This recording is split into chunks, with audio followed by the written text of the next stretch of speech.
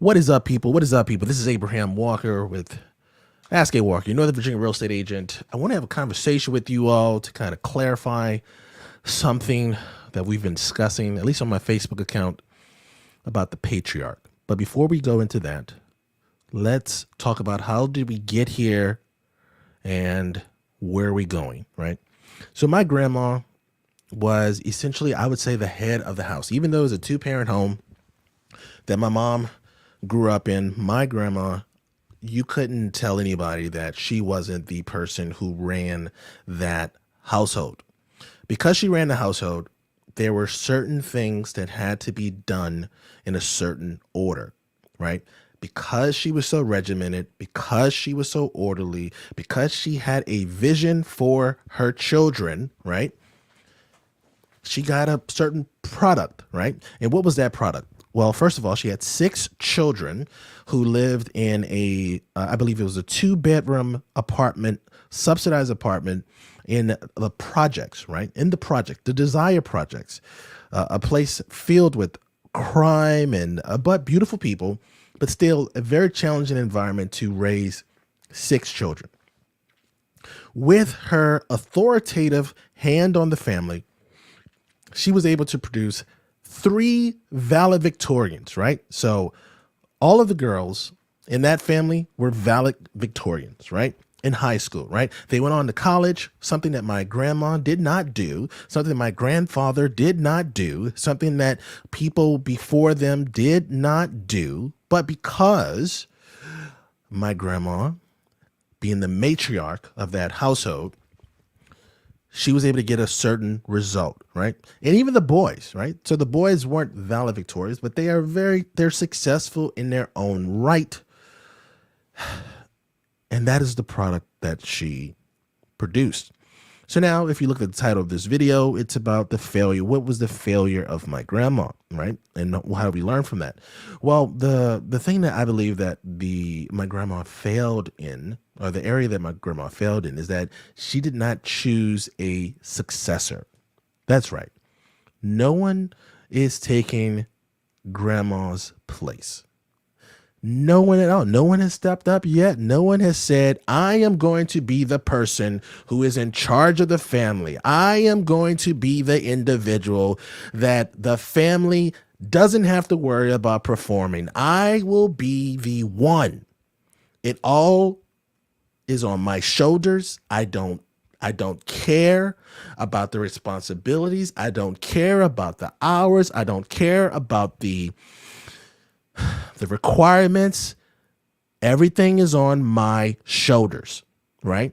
That is what the matriarch that I grew up having the pleasure of growing up with did for that particular household, right?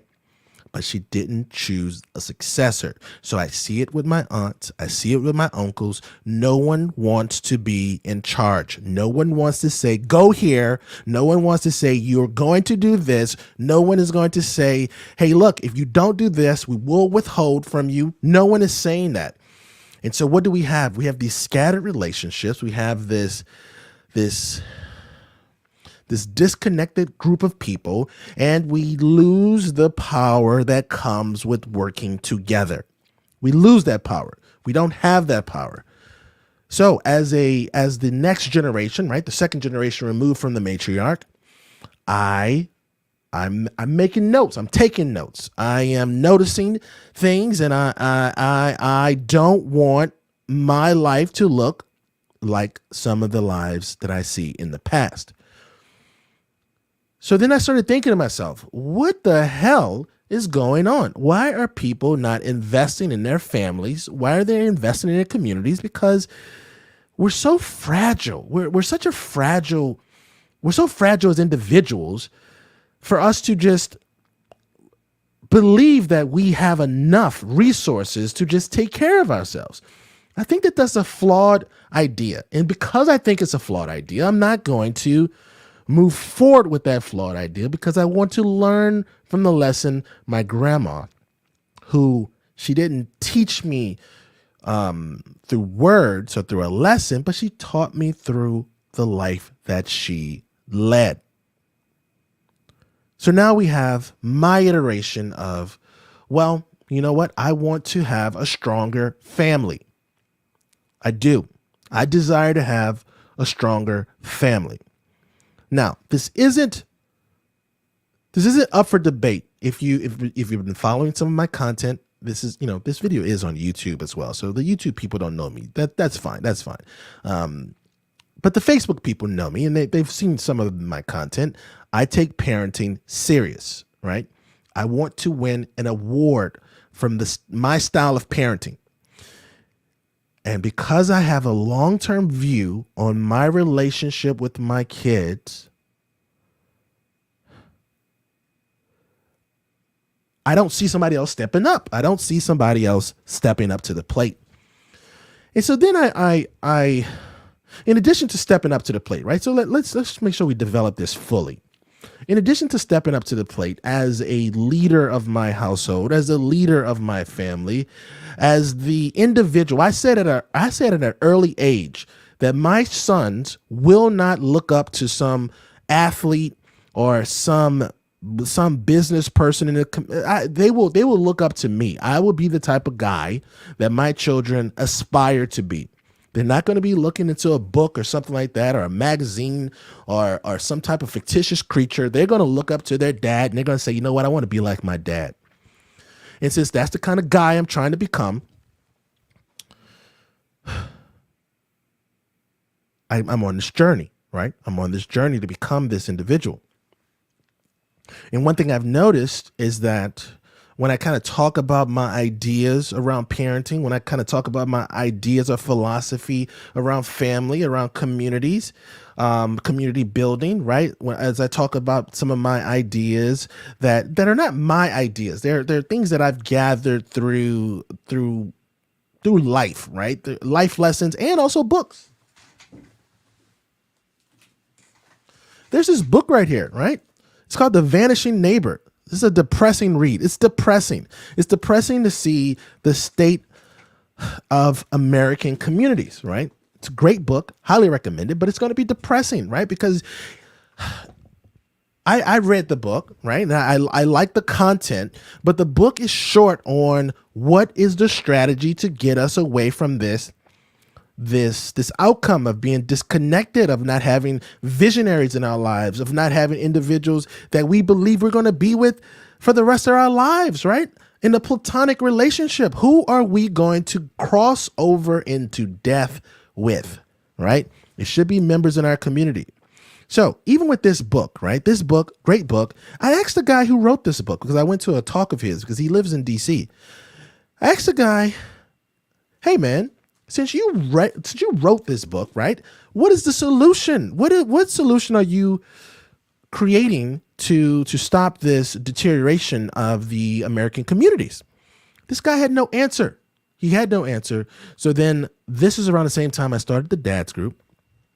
And as I've been starting the Dads Group, or as I've been going through the process of growing the Dads Group and understanding what dads are saying and understanding what is the conflict around being a dad and understanding how can I be a better dad, either learning through dads who are doing very well and kind of taking pieces of their performance and trying to implement it into my family, or learning from dads who are doing a poor job and saying, you know what, I'm not going to be that type of person, or by providing feedback to what I'm working on and then getting guys to say, hey, Abraham, I think you're crazy, or hey, Abraham, I think that's a great idea. These are all the things that we're doing, right? But as I continue to grow this Dads Group, and as I continue to become more influential in my children's life, I notice that I'm running into the same problem that my grandma probably ran into, but she didn't acknowledge, is that there has to be a successor, right? There has to be a successor.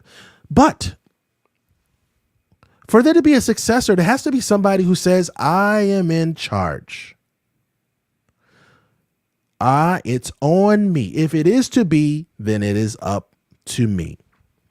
And this is where I came up with the idea. Not really I came up with the idea. I've been having this conversation around this idea about another level up from just being a dad, right? So there is a dad, and I think that a lot of guys, in my mind, the way I view dadding is that that's just a guy who shows up a couple times. Yeah, he probably tosses the football and stuff like that. That's cool. That's cool. That guy's a dad.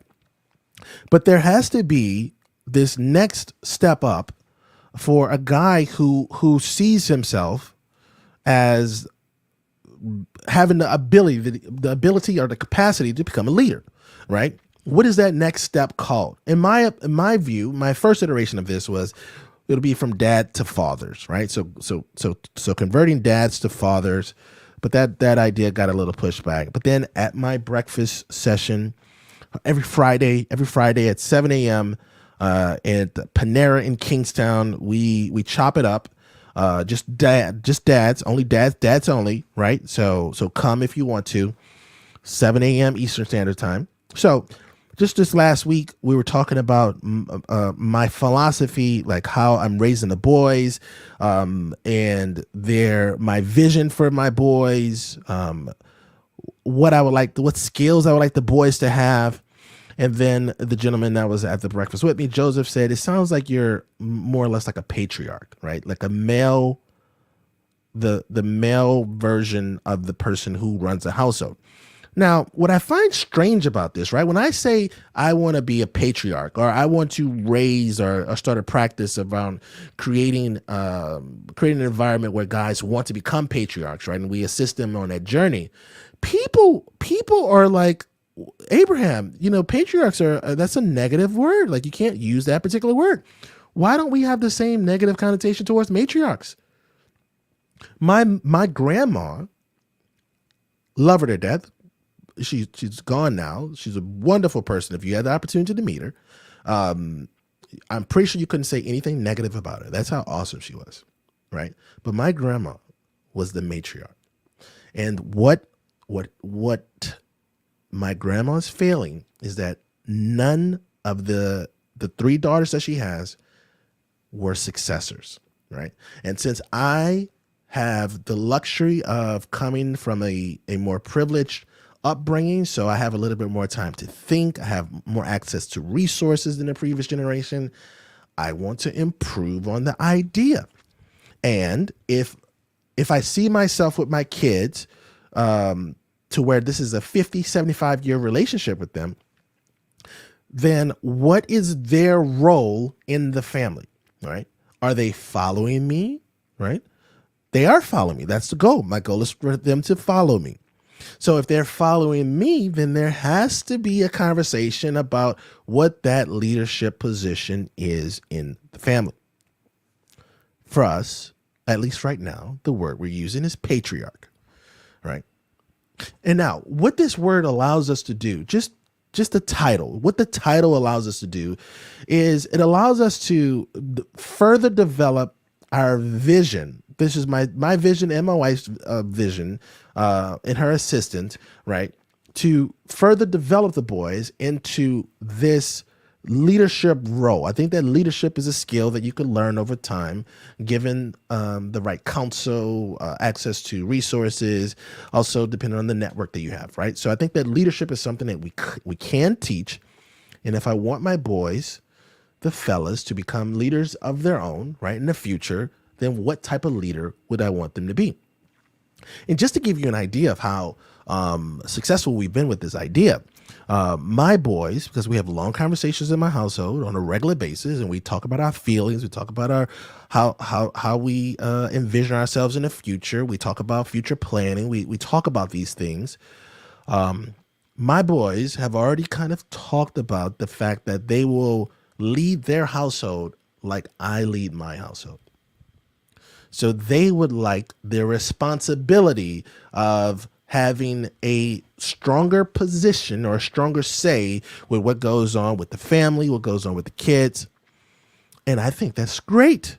I think raising guys who want to perform, right, who want to be great parents, who want to be key relationships in their children's lives is amazing, right? But how do we build on that? How do we build on that? Well, one of the things I see in my dad's group is when I start talking about some of my experiments, some of my philosophies, one of the challenges some of the guys have is that their wives will not allow them to run any experiments because their wives are matriarchs. Their wives run the family. So that got me to thinking. And I've been thinking about this for a while. And actually, if you've been following me on Facebook for a while, you'll notice that there was a thread that I posted several months ago about doing this interview process for mates, right? I said that I would like to encourage my children to have like this 5 to 7 step interview process for any potential mate that they have in the future. Well, what I think I was getting at that time, I didn't know it because, again, I like to have these conversations out loud so I can get feedback, and then that feedback helps me to develop my ideas and philosophies. That's why I encourage all of you to do videos yourself so that you can get these ideas out of yourself, out of your head, and then you can develop them further. So one of the ideas was about this mating selection process. It's almost like an interviewing for an executive position, right? What I was really trying to get at, now that I have some more time to think about it, right, and some time has passed, is that I was trying to verbalize the idea that for my boys to be the type of men that I envision for them, only a certain type of mate will work for them, right? So that's a sticky situation, right? Like, so you're raising somebody to be a certain way, so then they would only attract a certain type of mate. You see, when you say it out loud, it makes sense. But when you say, hey, look, I want my sons to look for a certain type of mate, then people are like, oh, that's too selective. Like, what if, and this happened at the breakfast thing too. Like, what happened if your boys meet some young lady who wants to be an executive or something like that, and she doesn't want to have children and stuff like that?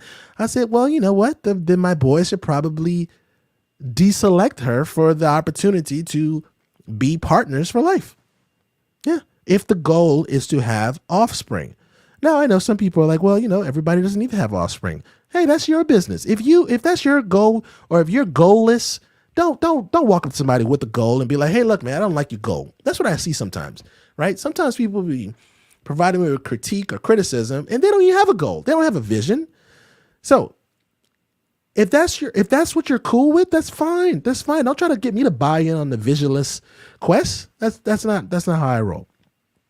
Anyway, so if the philosophy, if the idea is to create future men who want to be active, who want to be excited about their contribution into the household, then they will need to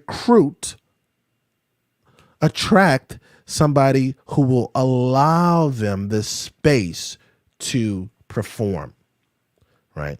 Allow them the space to create in their household. Allow them the space to set up a mission, to create a vision, to execute on multi-decade strategies. That's who they would have to attract. Now, if I'm talking to somebody who is already in a relationship with somebody, and this happens often. Sometimes people will hear my experiments that I run with the boys, and they'll say, you know, my wife would never let me do that. Hey, man, you recruited her. You recruited that type of person. That's not my fault, right? That's a you thing. Do you want your kids to go through the same friction that you have in your household when it comes to at least the child rearing, right? Or when at least it comes to comes to family planning, right? Do you want your kids to go through that same friction, that same lottery of relationship lottery, right?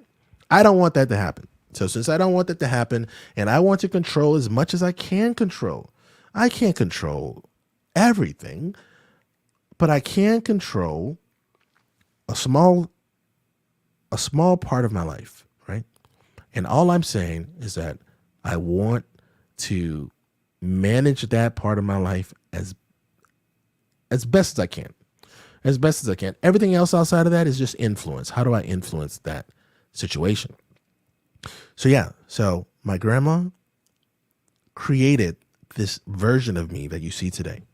Watching my grandma raise the family, lead the family, I thought it was a cool idea, but there's no successor. And since there's a gap in leadership, now that opens us up to new potential. And that's what you see today, ladies and gentlemen. So what do you think about this conversation? I'd love to hear your thoughts and feedback about this. As you can see, we got a lot of new people that have just joined my Facebook community. So welcome. Welcome. My name is Abraham Walker. I run a real estate practice, yada, yada, yada. I have 2 boys, 12 and 14, yada, yada, yada. But one thing you should know for the new people that are watching this and probably like, who is this guy? I don't mind the conversation. We could have the debate. I enjoy the conversation. I believe that the conversation is the relationship. That's why I don't shy away from any discussions. I open them, I'm welcoming to them. I guess that's what I'm trying to say. Anyway, so yeah, so please provide me with your feedback down below. I would love to hear your thoughts. I'd love to hear what you think about this, right? As you witness this strategy come into play. And that's it. That's it. So bringing a patriarch back, not the negative part. This is a thing. Another thing too. Words have meanings, right? Words mean things. Patriarch. Only thing that patriarch means is that it's a male. It's a man who is in a leadership position inside of the family, seen as the head of the family, head of the community, head of a region, head of a church or something like that. It's just a leadership position. That's all it is. It's just a leadership position. It's just a term to denote that person is in charge. Just like matriarch is just the same term, but for women. That's all it is. That's all it is. What is your strategy for running your family? Let me know. Let me know. Do you have a strategy? Most people don't have a strategy. Most people I talk to don't have a strategy. They're kind of creating as time, as things goes on and, life goes on, and then they're kind of upset about the outcome. That's fine. Hey man, that's fine. Just don't, you meet somebody who's driven, you meet somebody who has an idea, you meet somebody who has a philosophy. Don't try to make them like you, right? Don't have them join the No Strategy Club. Encourage them. Help them along the way. Give them feedback, positive feedback, not positive feedback, but constructive feedback. It doesn't need to be positive, just constructive. Well, that's it for me. I hope you enjoyed this video. I've been wanting to make it for a little while now. Like I said, I think it's good to have these conversations in the open. Especially with people who have ideas. The people who have ideas should have more discussions. And you never know. You never know what part of your conversation will encourage somebody else, right? Influence somebody else. So that's it for me. Enough rambling. Abraham Walker. I look forward to seeing you in the comment section. If you made it to this part in the video, thank you so much for your attention. I hope that you too also create some videos, right? Your future self is going to love to listen to these videos. Yesterday I was listening to some videos of myself from 2016. That Abraham was so interesting. He was so interesting. I would have loved to have met him. I would love to have met him. So yeah, do yourself a favor, make some videos, get some content out there. I would love to see like what you're thinking about. In video form, not in written form. Written doesn't have the same emotions. Like, you don't get your point across the same way with audio or written word. Like sometimes you just want to see the facial expression, right? I don't want to imagine what you were looking like. I want to see you, right? And also, lastly, some of you are mad, some of you don't like the way you look. I just want to let you know, like we see you in person. So how you look is how you look. Nobody cares. Nobody cares. So stop caring. That's it for me. Thank you so much for watching. I will see you on the next video. Peace.